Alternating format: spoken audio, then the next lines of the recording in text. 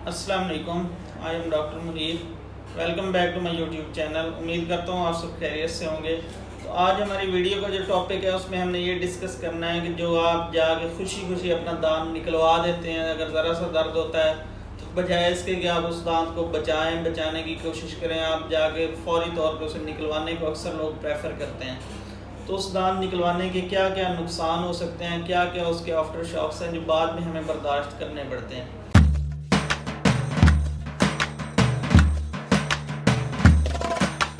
तो सबसे पहले तो जो है हम इसको दो कैटेगरी में डिवाइड करेंगे, एक इमीडिएट जो उसके नुकसान है वो, और एक जो लॉन्ग टर्म के लिए नुकसान है वो।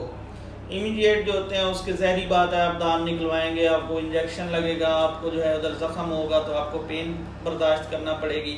एक तो जो है इंजेक्शन की पेन होगी, बाद में जब वो सुन्न हो जाएगा, सुन्न का असर ख़त्म होगा तो ज़ख़म बनेगा, उसकी पेन होगी जो आपको 5 से 7 दिन तक वो थोड़ी बहुत पेन फील होती रहेगी।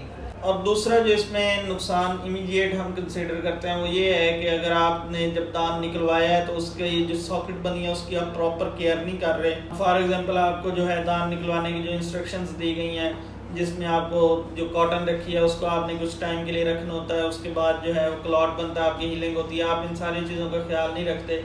अगर वो क्लॉट जल्दी डिसलॉज हो जाता है तो फिर आपकी ब्लीडिंग स्टार्ट हो जाती है, वो ज़्यादा अरसे तक वो ब्लीडिंग तकरीबन आपको वो ब्लीडिंग नहीं रुकती। तो ये आपको एक ये नुकसान होता है कि ये नई टेंशन बढ़ जाती है कि वो ब्लीडिंग होती रहती है। और इस तरह जो तीसरा इमीडिएट नुकसान है ये हो सकता है कि आपने जब दांत निकलवाया है वो भी लेस एक्सपीरियंस्ड बंदा है, या आपके दांत की जो एनाटमी है वो इतना मुश्किल दांत है कि वो कहीं नर्व के साथ पड़ा है। तो नर्व जो होती है वो एक नसें जिसे हम कहते हैं, जो जो दांतों का ब्रेन के साथ कनेक्शन होता है, जो नर्व सप्लाई होती है, अगर वो डैमेज हो जाए, वो कोई इनएक्सपीरियंस्ड बंदे की वजह से भी डैमेज हो सकती है, या फिर आपके दांत का कोई इतना कम्प्लेक्स स्ट्रक्चर है कि वो जो है बिल्कुल नर्व के अंदर इंगेज करके पड़ा है, तो इस वजह से भी आपकी नर्व डैमेज हो सकती है। अगर नर्व डैमेज हो गई तो आपका वो वाला हिस्सा जो है कुछ अरसे के लिए या ज़िंदगी भर के लिए भी सुन्न हो सकता है। इसी तरह जो नेक्स्ट है वो ये हो सकता है कि आपके कोई बोन फ्रैक्चर हो सकता है। दांत जो है आपका अलवेलर बोन के अंदर पड़ा होता है, अगर उसको प्रॉपर टेक्निक के साथ नहीं निकाला जाता तो उसमें ये हो सकता है कि आपका दांत जो है वो नीचे दांत निकालते हुए आपकी हड्डी फ्रैक्चर हो जाए। या फिर ये है कि आप उसका जो सॉकेट है बनी है उसका ख्याल नहीं रखते, प्रॉपर खाने के बाद उसकी कुलियाँ नहीं करते, उसके अंदर खाना फंसता है, कोई इन्फेक्शन हो जाता है तो इन्फेक्शन लंबे अरसे तक चलता है। ये सारे जो है इमीडिएट नुकसान होते हैं। एक दूसरा जो मेन अक्सर कंप्लेंट आती है दांत निकालने के बाद पेशेंट्स में वो ये होती है कि जो क्लॉट बनता है जिससे वो ज़ख़म जल्दी भरता है, उस क्लॉट को जो है पेशेंट उसकी एहतियात नहीं करते और वो क्लॉट निकल जाता है। जब वो क्लॉट वक्त से पहले निकल जाता है तो वो हीलिंग नहीं होती, बोन आपकी जो है वो एक्सपोज पड़ी रहती है। वो बोन बिल्कुल जब आप कुछ खाते हैं तो वो भी बोन के साथ जाके टच होता है, जो आप पानी वगैरह पी रहे हैं या आप जो है कोई सांस भी ले रहे हैं तो वो हवा जब डायरेक्ट एक्सपोज बोन के साथ जाके टच होगी तो आपको शदीद पेन होगी। इस कंडीशन को हम ड्राई सॉकेट कहते हैं। ये ऑलमोस्ट जो है तीसरे से चौथे दिन एक्सट्रैक्शन के बाद ये कंडीशन स्टार्ट होती है और ये फिर जो है ये हील हो जाती है, लेकिन ये 10 से 15 दिन लेती है और उसमें शदीद आपको पेन होती है। इसकी हीलिंग के डिफरेंट मेथड्स होते हैं, वो आप जिससे आपने दांत निकलवाया होता है वो आपको उसके बारे में गाइड करते हैं। तो ये है जो इमीडिएट दांत निकलवाने के आपको जो तकलीफ़ बर्दाश्त करनी पड़ती है, आप जो नुकसान है ये तो बिल्कुल मामूली से हैं क्योंकि वो ज़ख़म है, इसकी वजह से ये सारे नुकसान होने के चांसेस होते हैं। अभी जो हम नेक्स्ट जो हमारा है ना वो ये है कि लॉन्ग टर्म अगर दांत निकलवाने के क्या नुकसान है वो हमने अब डिस्कस करने हैं। तो लॉन्ग टर्म में ये है कि जहाँ से आप दांत निकलवाते हैं, दांत आपका पड़ा होता है एल्वियोलर बोन के अंदर। इस तरह जो है ना आपकी बोन दोनों साइडों से होती है, ऊपर से इसके अंदर सॉकेट के अंदर इसी तरह दांत पड़ा होता है। तो जब आप दांत ये बीच में से निकल जाता है तो ये जो बोन होती है ना, ये बोन इस तरह ऊपर नॉर्मल बोन का लेवल ये है, एल्वियोलर बोन इस तरह ऊपर उभरी होती है जिसके अंदर दांत होता है, जो सॉकेट को दांत को जिस बोन ने होल्ड किया होता है। जब दांत निकल जाता है तो इस उभरी हुई जगह की कोई ज़रूरत नहीं होती, तो बॉडी जो है ना वो नॉर्मली जो है उस बोन को फ्लैट कर देती है, ऊपर से बोन रिजॉर्प्शन हो जाती है और बोन उधर से ख़त्म हो जाती है, बिल्कुल प्लेन हो जाता है। तो इसी तरह जो है जब वो बोन ख़त्म होती है तो आपके जो साथ वाली 2 दाने होती हैं, ये 2 दांत होते हैं, जो अगर सेंटर वाला निकलवाया है तो उसके साथ जो 2 दांत हैं उनकी साइड की बोन सपोर्ट भी कम होती है, तो इस तरह ये बोन लॉस स्टार्ट हो जाता है।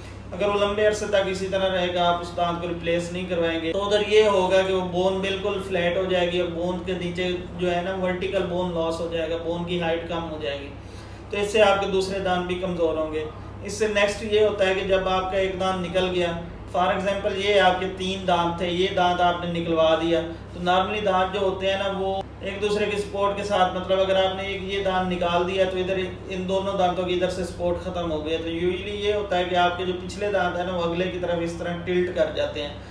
इसको ही कहते हैं मीजियलाइजेशन। जब वो दांत टिल्ट करता है ना, अगर मीजियल साइड पे करता है तो मीजियलाइजेशन, या डिस्टल पीछे वाली तरफ से करता है तो इसे डिस्टलाइजेशन कहते हैं। तो जब वो दांत टिल्ट करेगा तो वो आपका दांत इस तरह लेट जाएगा उस सॉकेट के अंदर।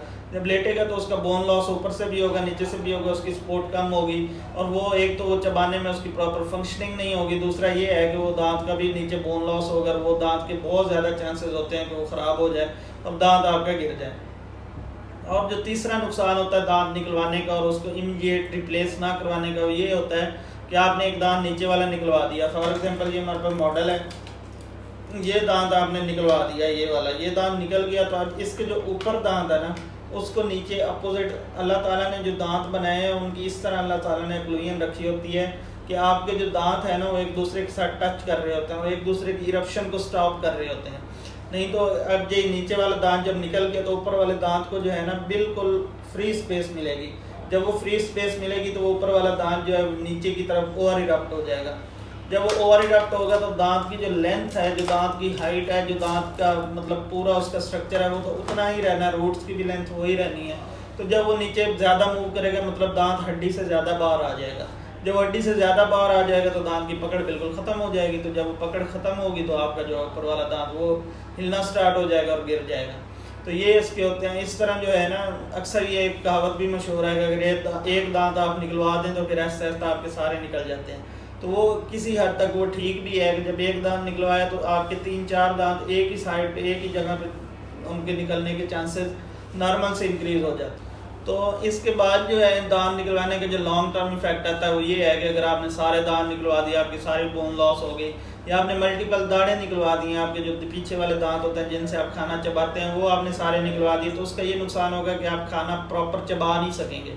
जब आप खाना चबाएंगे नहीं, ऐसे मोटा मोटा खाना आप अंदर निगल लेंगे तो इससे ये होगा कि आपका स्टोमिक जो है उसको प्रॉपर जो है वो खाना आपका हजम नहीं होगा। जब हजम नहीं होगा तो आपको मैदे के इशू स्टार्ट हो जाएंगे, मल्टीपल जो है आर्गन्स के इशू स्टार्ट हो जाएंगे आपको। तो जो खुराक है आपके मुंह से होके जानी और उस खुराक ने आपकी पूरी बॉडी की एनर्जी का सोर्स बनना है। तो जब वो प्रॉपर हजम नहीं होगी तो आपको गैस और इस तरह के जो मैदे के इशूज़ हैं वो स्टार्ट हो सकते हैं। और अगर आपका सामने वाले दांत हैं वो आपने निकलवा दिए हैं तो उसका बहुत ज़्यादा साइकोलॉजिकल ट्रॉमा होता है कि आप जो है कोई भी दांत निकलवाने का साइकोलॉजिकल ट्रॉमा तो होता है कि आपको एक फील होता है कि आप जब आप निकलवाते हैं तो आपको ऐसे लगता है कि आपने एक मतलब आपकी बॉडी से एक ऑर्गन जो है वो ज़ाया हो गया। तो इसका बहुत ज़्यादा साइकोलॉजिकल ट्रॉमा होता है नफ्सियाती तौर पे।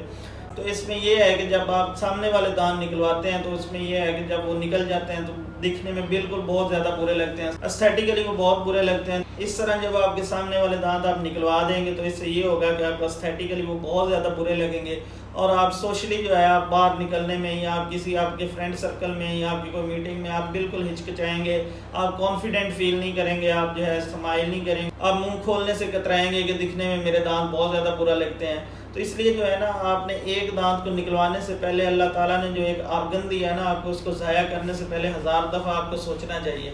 और दांत जो है ना हर दर्द करने वाले दांत का हल निकलवाना नहीं होता, इसके मल्टीपल ऑप्शन होते हैं। अगर उसमें सिर्फ फिलिंग की वजह से मतलब उसका कैविटी जो है अभी डेंटिन तक पहुंची है, सिर्फ फिलिंग हो के वो बच सकता है तो उसको फिलिंग करवा लें। अगर उसकी रूट कनाल करनी पड़ती है, वो नीचे रेशा पड़ गया है या उसका जो है जड़ों तक इन्फेक्शन पहुंच गया है तो इसका सिंपल हल होता है कि आप रूट कनाल करवा लें। तो नेक्स्ट टाइम जब आपके दांत में दर्द हो तो आपने काइंडली जो है ना निकलवाने से पहले बाकी ऑप्शंस को भी ज़ेर गौर लाजमी लेके आना है। तो आज के लिए इतना ही। अगर आपको हमारी वीडियो इन्फॉर्मेटिव लगी है तो हमारे चैनल को सब्सक्राइब करें और इस वीडियो को अपने करीबी दोस्तों में और रिश्तेदारों में शेयर करें। तो आज के लिए इतना ही। अल्लाह हाफिज़।